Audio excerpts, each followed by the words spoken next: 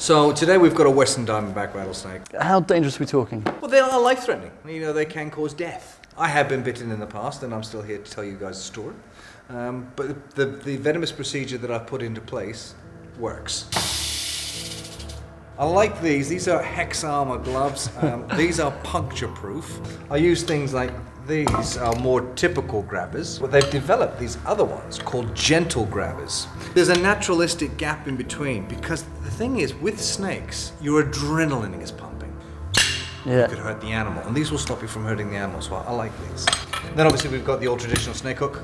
We're going to use these tubes, and these are just hollow tubes. The animal feels quite safe and secure in there because reptiles like to feel things against them. So they actually feel like they're safe at their end, okay, and they're vulnerable at the end that's popping out.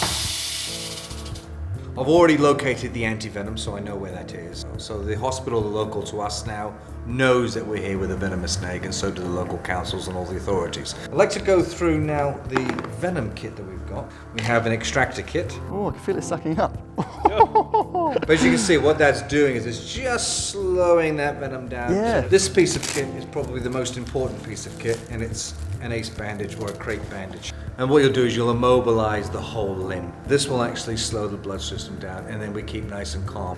That is the most important piece of equipment that you can actually bring in a snakebite kit. And that's it, my boys. So after the health and safety briefing, it was then time to get down to business and shoot the rattlesnake. Which we thought was going to be the easy bit. It wasn't. I'm definitely ready. I'm quite nervous. Good lord, that is a big snake. And he actually looks pretty sort of content down there. So content, he's not really rattling for us. So we're going to go for non-tubing, just so he can feel a bit more comfortable rattling for us. Bit of a rattle going. God, it's disconcerting when it turns to face you. So Mark, we're not having very much luck here in getting the rattlesnake to actually rattle. What are we thinking is going on here? I think it's the lights. You know, being a pit viper and being bombarded with all these lights, it's got nothing to focus on. So we're going to try plan B and try and light it from above and take those other lights away. Yeah. Sounds like a good plan. My adrenaline is going a little bit.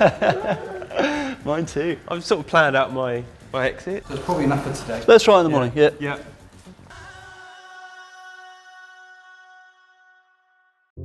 Alright, so it's the morning after the night before. We tried to get the rattlesnake shaking its tail yesterday. So, we've had a bit of a change of tack with the rattlesnake. Yeah, it's really we think it will rattle more if it feels comfortable in its territory and it's actually defending something. So this is its sort of normal travel box. He rattles like anybody's business in the box that I brought him in. Cool, I think that's good to go. Chopping! Chopping for snake. Can I take that one out? Anyone for a little rattle? Yeah. So I just got to calibrate, which takes a couple of seconds. Oh, let's see how that looks.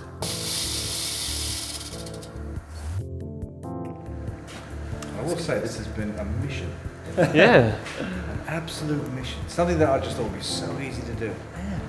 It's so hard to do. I literally sort of naively thought, yeah, we'll just put the tail there, it'll go up here. So did I put it in a tube, put it there, wind it up, it'll rattle. It's so hard to do. Still, worth it, it looks great. Yeah, it's looking nice.